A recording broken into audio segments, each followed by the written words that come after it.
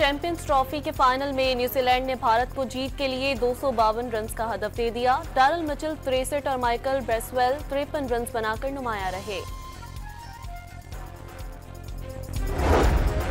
Senator Faisal Vawda का port Qasim authority की कीमती जमीन औने पौने दाम दिए जाने का दावा।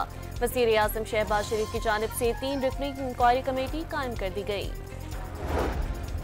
और वज़ीर आज़म शहबाज शरीफ से अरकान कौमी असम्बली की मुलाकातें, हलकों के मसाइल से आगाह किया।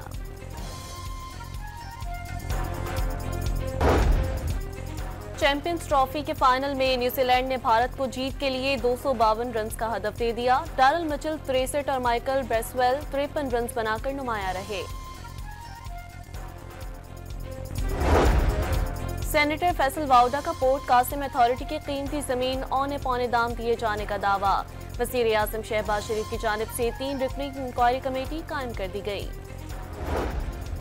और वज़ीर आज़म शहबाज शरीफ से अरकान कौमी असम्बली की मुलाकातें, हलकों के मसाइल से आगाह किया।